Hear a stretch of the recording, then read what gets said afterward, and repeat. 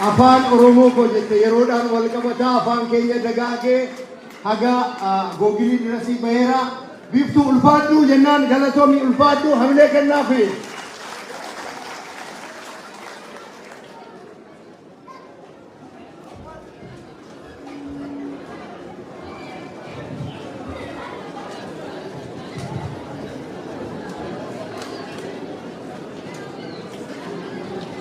Ammasi sagantaan keenya itti fufee jira. Hayyichi keenya bulloonis nu gidduu jira. Haasa'a isinii gochuuf deema. San dura garuu walaloo gabaabduu daqiiqaa lama obboleessi keenya Guutaa Nashaa hamileedhaan simadhaani.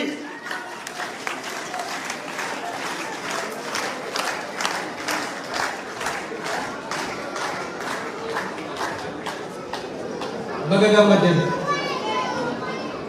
Goota koo jette man isaanii manumoo mi'aamile hin mallee fi gootummaan akkamii goota koo jedhamee calli. Jawar Pari Jawar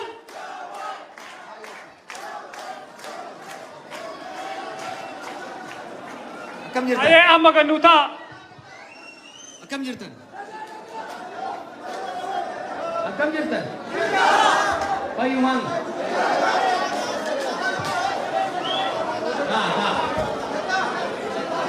Hundumuu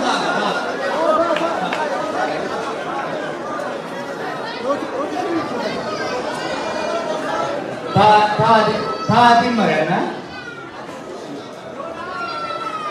Biitii Paaris gara hin jiru.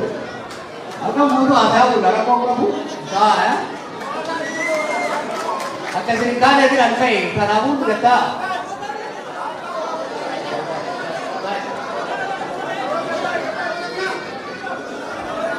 Manni noo anan beekaa hundumtu taa'aati isinii gabaabsee haasa'aa walii gallee. Wanni guddaan baga ola garree waggaa 3 tura waggaan as dhufe lakkoofsi Oromoon biyya Faransaay jiraachuu gaafsan hin dhage. Lakkoofsi Oromoo gaafsan asitti agarree hedduu lakkoofsaan xiqqoo ture. Kaamma jiru kana tokko kurnabbaayyuu hin ga'u ture jechuudha. Jaran akkasumatti wal hortan moo eessaa yaa'e namni kun hundi?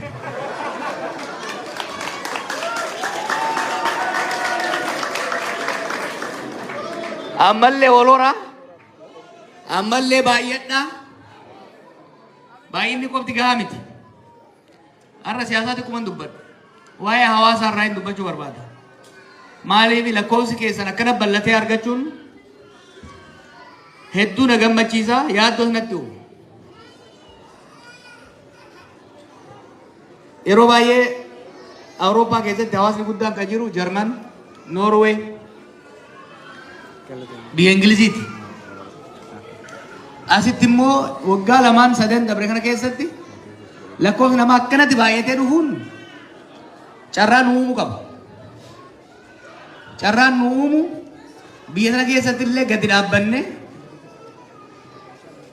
lakkoofsa biyya kanaa qabnu kanaan fayyadamnee bifa adda addaatiin uummata keenya bira dhaabachuudhaaf hariiroo mootummaa fi uummata Faransaayii fi hariiroo uummata keenya walitti cimsuu irratti lakkoofsi keessan baay'achuun bu'aa guddaa qaba.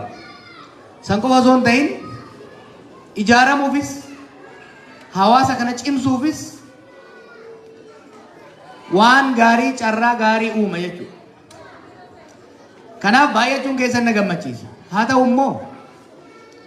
ta'u immoo akkanatti baay'attanii yoo sirriitti hin ijaaramin yoo wal hin dhaggeeffatin yoo of hin danda'in yoo wal hin danda'in asset yookiin immoo faayidaa nuuf hin qabdan akka uummataatti liability kaa'uu ba'aa ta'uu dandeessa jechuudha.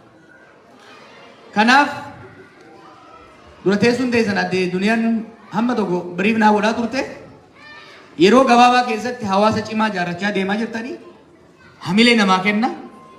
Nama jajjabeessaa by the way ganama isii miti kaballeesse dhiifama isii gaafachuun qabdu dhiifama yoo gaafanne nuyi numatu gareen security keenya airport irratti simannaan godhamu rakkoo waan qabaachuuf bakka ofii to'an galma keessa ta'uu qaba yaada jirurraa nuti jalaa dhokatee dhufee isii osoo hin ta'in nu dhiifama isin gaafata. Gara haasaatti akka deebinu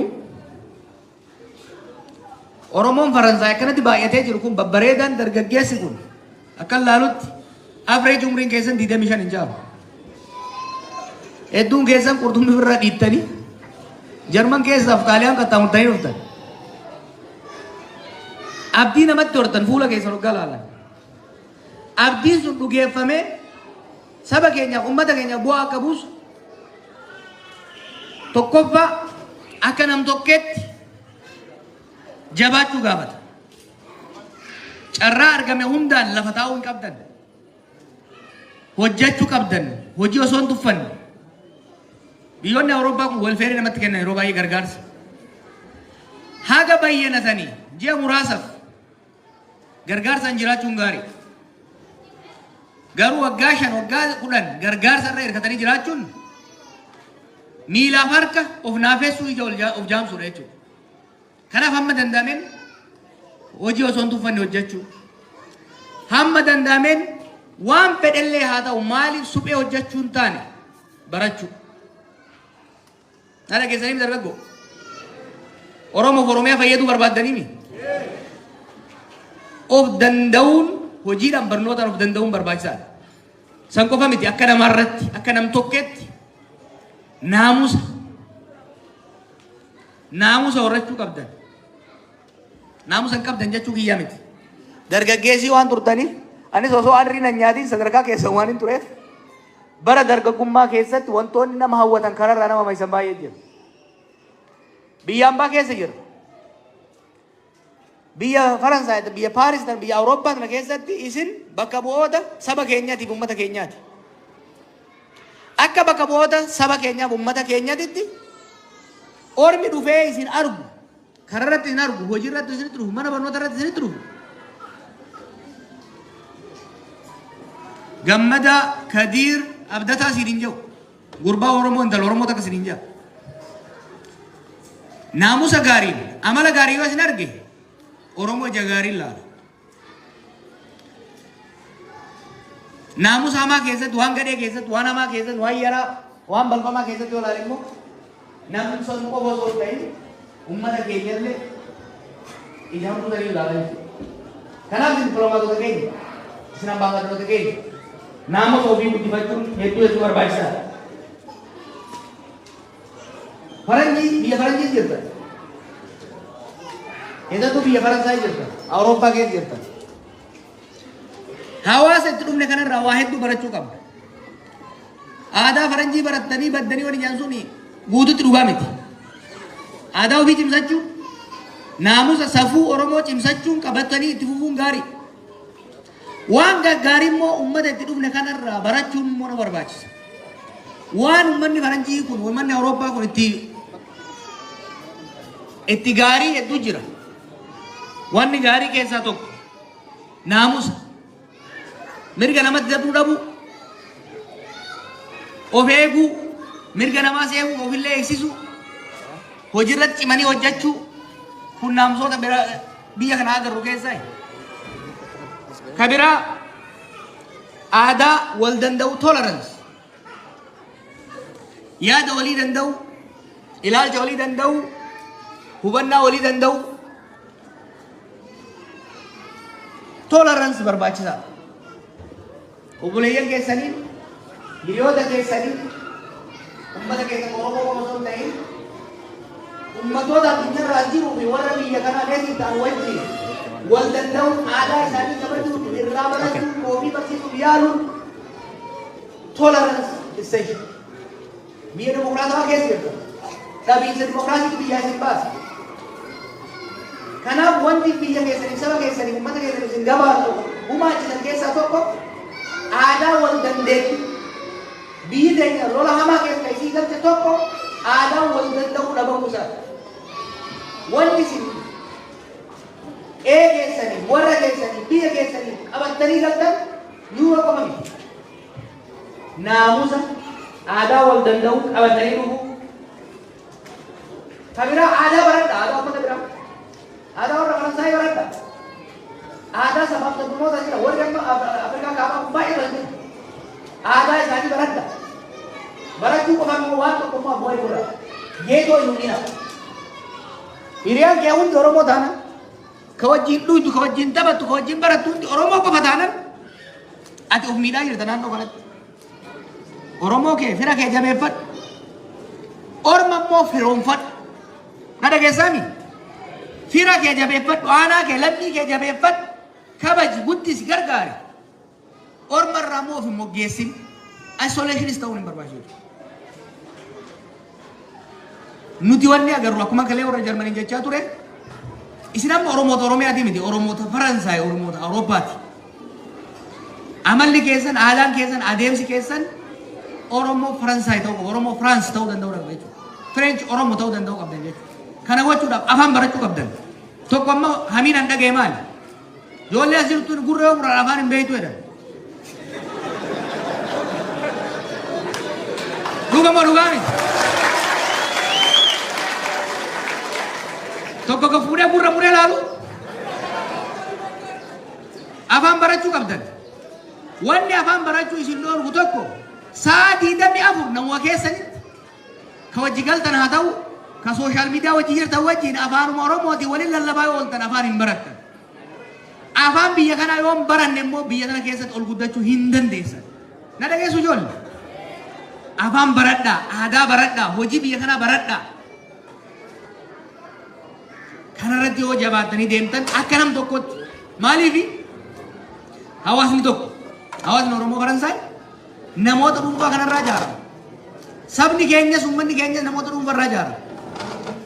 Namoonni dhuunfaa naamusa mataa isaanii yoo qabaatan, gahaa yoo qabaatan, barnootaaf hojii yoo of danda'an, aadaa Oromaa sirriitti madeeffatanii afaan biyya keessa jiranii baratanii akka gaariitti yoo wal quunnaman taate saba keenya waan guddaa fayyada. Afaan baradhaa wanni jiru tokkoffaa hojii keessaniif barnoota keessaniif gaarii. Successful ta'uuf ittiin milkaa'uuf gaarii. San qofaa miti. Waan biyya keenya keessatti ta'u lammiilee biyya kanaa, mootummaa biyya kanaa, dhaabbilee biyya kanaa afaan Oromoon dhahitee wajjin hin ta'u. Afaanuma isaanii ittiin himuudhaaf, nu gargaaruudhaaf, ifis gargaaruudhaaf hojiin guddaan ifirratti hojjechuudha. Hawaasni tokko akkuma reefu isiniin jee namoota matayyaa dhuunfarraa ijaarame. Namoonni dhuunfaa Faransaay keessa jiran kun barnootaan cimaa yoo kadeeman taate, hojiidhaan cimaa yoo kadeeman taate, naamusaan cimaa yoo kadeeman taate, hawaasni Oromoo Faransaay jiru baay'ee baay'ee cimaa deema. Jarmanitti tiraansfoormeeshinii guddaan argee abduu irra gabaa danda'a. Kuma lamaa fi 14 hoosaa qabadheen dhufe biyya Jarman. Yeroo san wanni ture gama naamusaati, gama barnootaatiin, gama hojiitiin baay'ee gadi bu'aa ture. Dargaggeessi keenya baay'ee harka kudhan ta'u ture ka hojii qabu. Kan barnoota qabu sanii gadi. Kan afaan danda'u harka lama ta'u. Har'a garuu kaleessa hoggaan dhaqeeru irra jireessi isaa caccabsees ta'u itti cabsees ta'u afaan Jarmanii haasa. Irra jireessi isaa hojii qabatee hojjetaa jira. Ba'aa biyya Jarmanii ta'ee hin jiru jechuudha. Kana arguudhaan mootummaan biyya sanii immoo hedduu isaaniitiif waraqaa hayyama kennaafii jira jechuudha. Kanaaf isinis wanni ani siyaasaan bakka gahuu ka dandeessu hawaasni yoo ijaarame kanarraa inni guddaan hojii hawaasa ijaaruu keessaa tokko inni guddaan kana. Isin qofaa miti. Erga sochii kana eegalle irraa kaasee gareelee akkanaa, koomunitii akkanaa kana 67 qabna addunyaarraa. 67. Akka Afrikaattu hawaasni akka hawaasa Oromoo diyaasporaa ijaarame tokko hin jiru kana beekaa. Ufitti uffatinaa. Sabni keenya baay'ee ijaarameera biyya alaa kana keessatti. Keessattuu waggoota kurnan dabre kana keessatti baay'ee ijaaramee jira. Yoo akkasitti ijaaramtaniidha kan cimaa deemu. Akka dhuunfattis jabaattanii akka hawaasaatti yoo hogganoota hoggaa of keessaa filattan kabaja. Dhaggeeffadha. Wahii fuuldura keessan. Waumaa fi bara. Dhaggeeffatuun tumsuun bira dhaabachuun jajjabeessuun maaliif hawaasa hogganuu jechuuni? Harree bilaash ta'u. Harree bilaash beeytanii? Harree kan dara deemtu kan baan fe'ee fe'ata. Ka galata hin qabne fe'atee fe'aa hoggaa irraa buuse booda sardoo jala hin kenne jechuudha. Hogganoonni keessan kun mindaan qaban waan fayyadaman waan qaban. Hojii isaanii maatii isaanii dhiisanii yeroo hojjetan kanatti hamilee isaanii cimsuun bira dhaabachuun hojii tokko tokko irraa buutanii hojjechuun baay'ee barbaachisaadha. Maaliif Yoo isaan hamilee argatan hojii hojjetan hin milkeessan. Yoo isaan kan milkeessan taate isinillee wajjin milkaa'aa deemtan. Kanaaf hawaasa jaaruu